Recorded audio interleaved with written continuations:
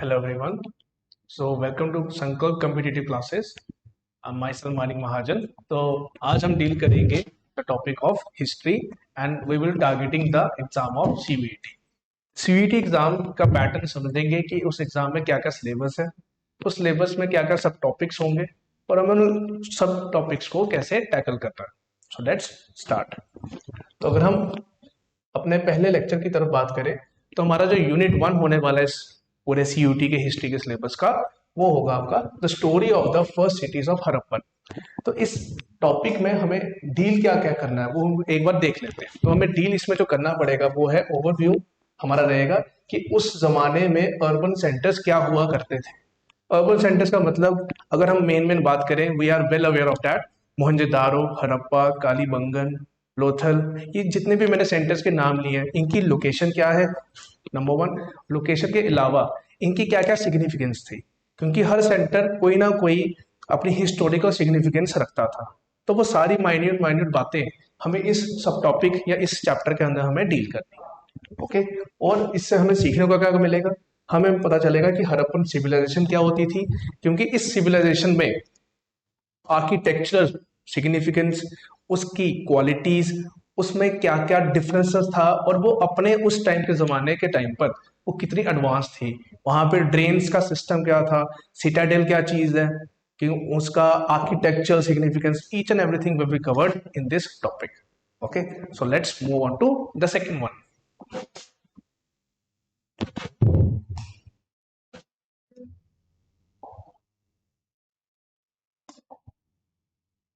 Okay. तो हाँ, हमारा जो दूसरा टॉपिक होगा वो है the political and economic history and the inscription to tell a story. तो इसमें हमें ये देखना है कि पॉलिटिकल हिस्ट्री उस जमाने में क्या थी. अगर हम पास की बात करें, वहां पे पॉलिटिकल सेटअप क्या था, वो कैसे डील करते थे, विलेज सिस्टम क्या है, और हमें इसमें ये भी पता चलेगा कि इंस्क्रिप्शंस क्या होती थी. Technically there were two type of inscriptions, Brahmi and खरोशिती.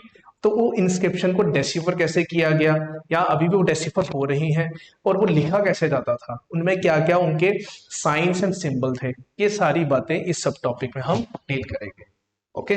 फिर हमें कुछ मेजर इंस्क्रिप्शन के बारे में पता चलेगा, जैसे कि अशोकन इंस्क्रिप्शन और गुप्ता के टाइम में लैंड ग्रांट्स क्या होते थे. ये सारे सब टॉपिक्स इसमें कवर होंगे. Okay. Let's move on to third part.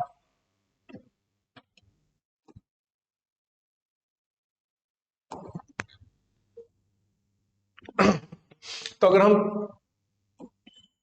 Third part की बात करें तो आज हमारा जो थर्ड पार्ट सीयूटी के हिस्ट्री के सिलेबस में जो होगा, third part, that is social histories using Mahabharata. तो महाभारत वाले पार्ट का रेफरेंस देते हुए हम ये समझेंगे कि उस हिस्ट्री के क्या क्या पार्ट्स थे, उसमें क्या क्या बातें हुई, क्या क्या बातें हमें डील करनी है. हमें ये डील करना है कि उस टाइम की सोशल हिस्ट्री क्या थी. सोशल हिस्ट्री का मतलब ये हो सकता है कि क्लास सिस्टम क्या था, क्या वहां पे किनशिप क्या थी. किनशिप का मतलब है कि मैरिजेस सिस्टम क्या थे, क्या वो पैट्रीलिनियर था, क्या वो मैट्रीलिनियर था, कि इज इट फीमेल डोमिनेट और is it male dominant society. वो सारी बातें वहां पे इसमें हम डील करेंगे. दूसरा, इसमें हमें ये देखना है कि महाभारत के टाइम पर सोशल सोसाइटी कैसे डिफाइन थी, एंड उसी का kinship, gender significance and class significance, ये सारी की सारी इस हम चैप्टर में कवर करेंगे. तो along with that we will provide also the daily practice sheets, जिसमें हम कुछ एमसीक्यूज देंगे जो इस चैप्टर से रिलेटेड होंगे. So let's move on to another.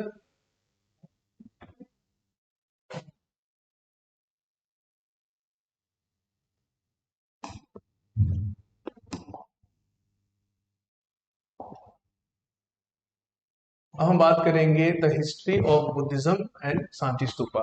इस चैप्टर में हमें क्या कवर करना है एक बार देख लेते हैं. तो ये एंशियन हिस्ट्री का हमारा चौथा टॉपिक होगा. इसमें हमें ये कवर करना है कि रिलीजियस हिस्ट्री उस टाइम पर कैसी थी, वैदिक रिलीजन क्या इंट्रोड्यूस हुआ था, अगर हुआ भी था तो जैनिज्म, वैष्णविज्म और शैविज्म में क्या क्या डिफरेंसेस है और इनमें क्या क्या सिमिलैरिटी है. लेकिन हमारा जो मेजर फोकस होगा वो होगा हमारा बुद्धिज्म पर. तो Buddhism will be the major part that we will deal.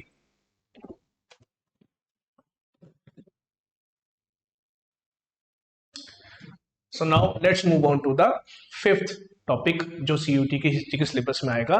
तो हमारा फिफ्थ टॉपिक होने वाला है ये medieval society through travellers and accounts. अब इस टॉपिक में हमें पढ़ना क्या है कि वेरियस ट्रैवलर्स हमारे सोसाइटी में आए थे, इंडियन सब कॉन्टिनेंट में आए थे, जैसे कि आपका अल बरूनी, इब्न बतूता और फ्रैंकिस बर्नियर।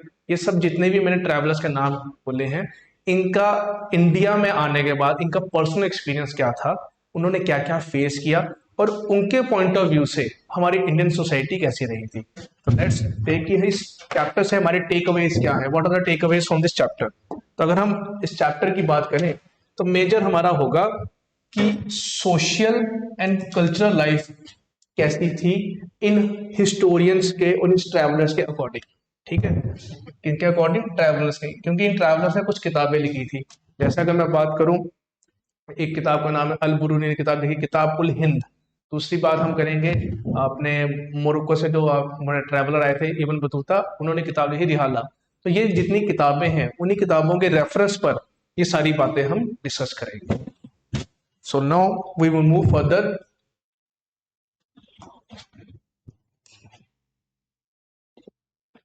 तो हमारा सिक्स टॉपिक होगा religious histories and the bhakti and Sufi tradition. तो एक्चुअली में बुद्धिज्म के आने के बाद एक ट्रेडिशन की स्टार्ट हुई, एक new type of religion emerge हुआ, क्योंकि उस जमाने में the system was very rigid. तो उस रिजिड सिस्टम के अगेंस्ट कुछ लोगों ने अपनी रिलीजियस जो एस्पिरेशन थी उसको कवर करने के लिए कुछ नया ट्रेडिशन अपने इंट्रोड्यूस करा। तो वो ट्रेडिशंस क्या है उन पे एक बार हम नजर मार सकते हैं। तो अगर हम बात करें, हमारा मेजर इसमें होगा भक्ति ट्रेडिशन और सूफी सिस्टम पे। ये दोनों जो ट्रेडिशन आए, इन ट्रेडिशन ने हमारी सोसाइटी पे क्या असर डाला, लोगों का माइंडसेट पे क्या असर डाला, क्या लोगों को हमने इतनी लिबर्टी दी, इतना फायदा दिया कि वो हिस्ट्री अपने कल्चर या रिलीजन के साथ जस्टिफाई कर पाए। ये सारी बातें हमें यहाँ कवर करनी है। अगर हम बात करें what are the outlines of religious development, तो हमारा जो टेक अवे है चैप्टर से, outlet of religious developments during the period of Sufi system and what are the ideas and practices, क्या आइडियाज थे, क्या प्रैक्टिसेस थे जो भक्ति सिस्टम और सूफी सिस्टम ने फॉलो किया।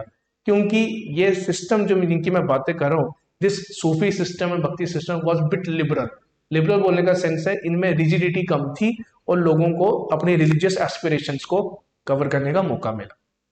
तो this is all about the six chapter that we will cover. अब हम बात करेंगे अपने नेक्स्ट की। तो हमारा next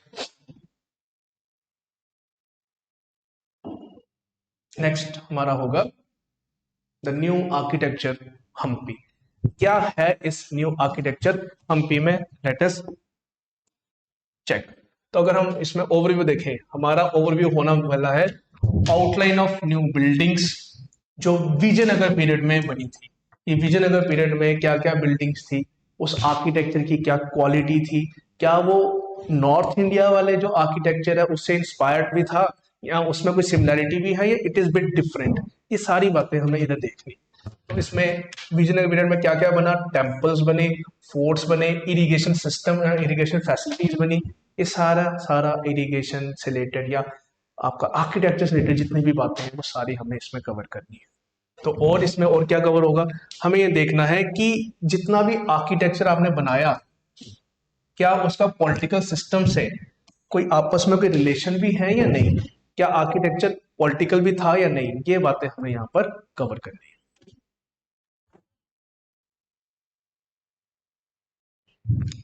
so now let's move on to the seventh के बाद हम बात करेंगे हमारे एट्थ टॉपिक की। तो हमारा एट्थ टॉपिक जो होगा वो है agrarian relations and the an enquiry. क्या है इस टॉपिक में वो हम अब समझने की कोशिश करते हैं। What are the takeaways and what are the basic concepts. तो इस पूरे चैप्टर में हमें देखना है कि उस जमाने में एग्रेरियन रिलेशनशिप क्या थी, सोसाइटी कैसे डिवाइडेड थी। मैं किस टाइम की बात कर रहा हूँ, 16 से 17 सेंचुरी की बात कर रहा हूँ कि वहाँ पे सोसाइटी कैसे डिवाइडेड थी। हमारी सोसाइटी एग्रीकल्चर से इंस्पायर्ड थी, क्या एग्रीकल्चर को कितना फोकस दिया गया, हमारा ट्रेड कैसा हुआ करता था। क्योंकि एग्रीकल्चर अगर आप प्रोड्यूस कर भी रहे हो तो वो सिर्फ खुद कंज्यूम करोगे नहीं, उसमें ट्रेडिंग के लिए भी उसका यूज किया जाता था। तो अपने नेबरिंग सोसाइटी से या नेबरिंग जो आपकी कंट्रीज हैं उनके साथ आपका ट्रेडिंग के सिस्टम कैसे थे, ये सब यहाँ पे हम कवर करेंगे। और पैटर्न्स, किसका पैटर्न्स, कि आपकी सोसाइटी में क्या क्या चेंज आए ओवर द पीरियड, कि सोसाइटी में वुमेन का क्या रोल रहा उस जमाने में, आपकी सोशल सोसाइटी मैरिजेस कैसे कवर की जाती थी, and what is the role of man as well. ये सारा हमने इस चैप्टर में कवर करना। So let's move on to another. हम बात करेंगे अपने नाइन्थ की। तो नाइन्थ हमारा होगा मुगल कोर्ट से रिलेटेड बात। Mughal court reconstruction histories through chronicles, क्या है इस चैप्टर में, इसको हम समझते हैं। अगर हम इस चैप्टर की बात करें, इस चैप्टर में हमारा मेन है कि पॉलिटिकल हिस्ट्री क्या रही थी 15 से लेकर 17 सेंचुरी के बीच में, कि अगर वो रूलर आए, जो मुगल रूलर आए 15 से 17 सेंचुरी के बीच में, उनका पॉलिटिकल सिस्टम क्या था, हाउ डू दे रूल, उनका रिलीजियस, उनका कितना रिलीजियस इन्वॉल्वमेंट रहा लोगों के साथ, and each and everything will be covered in this topic. और क्या कवर करेंगे, discussion about the Mughal courts and the politics that was involved in the Mughal period. So this is all in this chapter. So let's move on to the 10th one.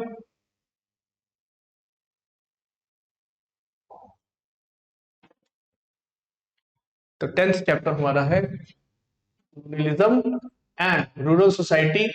तो colonialism और rural society में आपस में क्या relationship है, उन दोनों में क्या क्या आपस में हुआ, इन्वॉल्वमेंट कैसा ही, और कैसे दोनों ने एक दूसरे को इफेक्ट करा, ये सारा हम यहाँ कवर करेंगे। तो कुछ ऑफिशियल रिपोर्ट्स के दम पर कोलोनियलिज्म में क्या हुआ वो देखते हैं। तो what are the broad overview from the chapter. अगर हम बात करें, हमें देखना है जमींदार के साथ कैसा बिहेव हुआ, व्हाट वाज जमींदार सिस्टम, जमींदारी सिस्टम किसको बोलते हैं, what is the actual actual definition of zamindari system. फिर हमें देखना है पीसेंट्स किसको बोलते हैं, पीसेंट्स और आर्टिसंस के साथ उन्होंने कैसा बिहेव किया, क्या उनको एक्सप्लॉइट किया भी गया, एक्सप्लॉइट किया तो किस तरीके से एक्सप्लॉइट किया, क्या उनसे हमने जबरदस्ती वो क्रॉप जो वो नहीं उगाना चाहते थे उनसे हमने वो क्रॉप को प्रोड्यूस करने के लिए कहा गया या नहीं कहा गया।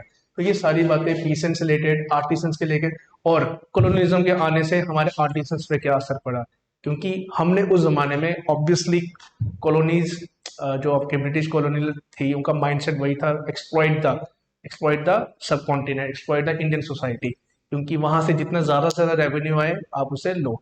तो रेवेन्यू के चक्कर में उन्होंने अपने गुड्स जो थे, मैं मतलब machine made goods, factory made goods, वो यहाँ पे आए, तो ऑब्वियसली आर्टिसंस को काफी ज्यादा असर पड़ा इन चीजों से। फिर उसके बाद हम बात करेंगे कि ईस्ट इंडिया कंपनी जो आई उसने कैसे रेवेन्यू सेटलमेंट किए।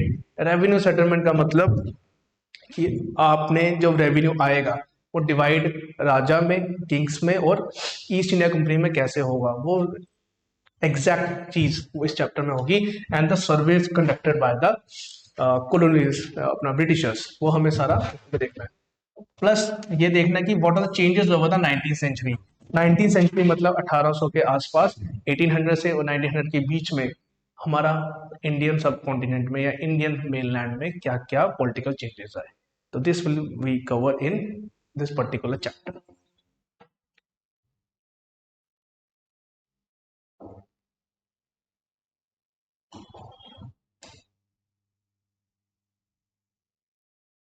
हम बात करेंगे 11th टॉपिक की।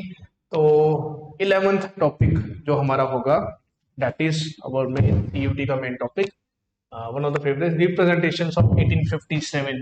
And what is the 1857? We all of us will know that 1857 we had the first revolt of independence. हमने पहला रिवोल्ट किया था इंडिपेंडेंस का। तो 1857 के रिवोल्ट में क्या क्या इवेंट थे, किस किस किंग ने वहां पे एक्टिवली पार्टिसिपेट किया, और किस किस किंग ने हमें या इंडिपेंडेंस की उस पार्टिसिपेशन में उन्होंने रोल प्ले ही नहीं किया या कहीं ना कहीं उन्होंने पार्टिसिपेट ही नहीं किया, ये सारा हमें देखना है। और इस इवेंट्स को रिकॉर्ड किया और कैसे नरेट किया गया ये हमें सीखना है इस चैप्टर में।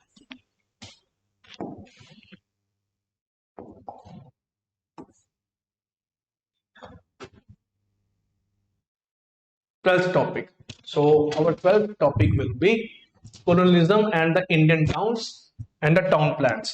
तो टाउन प्लानिंग से क्या रिलेटेड बातें हो सकती हैं वो हमें यहाँ पे देखनी है। जैसे कि अगर हम बात करें growth of the Mumbai, Chennai, hill stations and cantonments आपके जो भी हैं उनमें क्या क्या चेंजेस आए, क्योंकि आपको भी पता है मुंबई का डेवलपमेंट का मेन कारण था it was a port city, और obviously it is on the Arabian sea side. तो अरेबियन सी साइड से वो एक पोर्ट सिटी डेवलप की जिसको एक इकोनॉमिकल हब की तरह यूज किया जा सकता था for the transportation of the goods.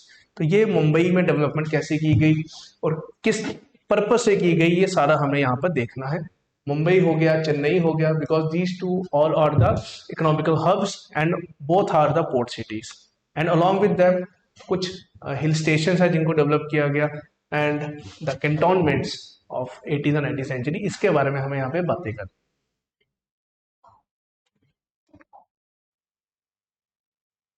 हम बात करेंगे 13th चैप्टर की, वो है हमारा Mahatma Gandhi through contemporary eyes, कि नेशनलिज्म जो उस जमाने में इंडिपेंडेंस की मांग की थी उसमें हमारे जितने भी लीडर्स हैं उनमें से सबसे मेन हमारे महात्मा गांधी जी हैं। इनका क्या एक्टिव रोल रहा, क्या इन्होंने बढ़िया से उस मूवमेंट को चलाया, और चलाया तो बाद में वो विड्रॉ भी हुआ, उसके कारण क्या थे। तो नेशनलिस्ट मूवमेंट जो 1918 से 1948 तक चलते रहे, हम 1918 पे इतना सिग्निफिकेंस रोल क्यों डाल रहे हैं, क्योंकि इसी के जस्ट बाद एक जलियांवाला बाग इंसिडेंट हुआ और नॉन कॉपरेशन और खिलाफत मूवमेंट भी स्टार्ट हुए थे। ठीक है, फिर हमें बात करना है कि what is the nature of the Gandhian politics. Gandhian politics का नेचर क्या था, वो किस माइंडसेट या किस थॉट प्रोसेस से वर्क करते थे। और ऐसा भी हुआ है कि गांधी जी के थॉट प्रोसेस और कई नेशनल लीडर्स के थॉट प्रोसेस मैच नहीं करते थे, तो there was a conflict of thought during that period. लेकिन ड्यू टू द मास और मेजर अगर हम देखा जाए कि यूटिलिटी उस जमाने में उस मोमेंट ऑफ टाइम में क्या रही होगी, तो कुछ डिसीजंस वैसे लिए गए होंगे। तो हमें वो सारे डिसीजंस, उस बातें हमें यहाँ सीखनी है।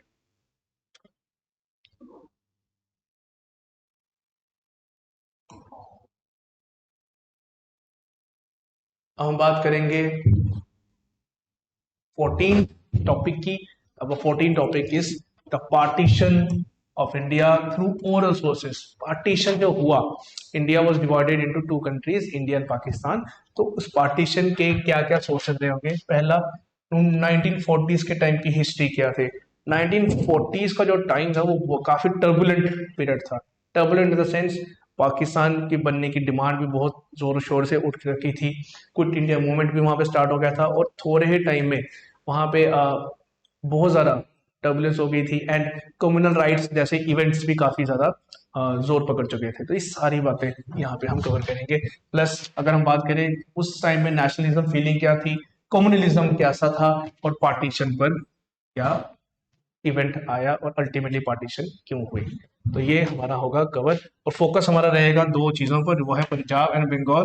उनकी सबसे ज़्यादा इफेक्ट इन्हीं दो स्टेट्स में रहा, इन्हीं दो रीजन में रहा। Region being, but Punjab is on the east side, और या Punjab is on the west connecting the west Pakistan, and Bengal is connecting the eastern Pakistan, that is called as Bangladesh, right.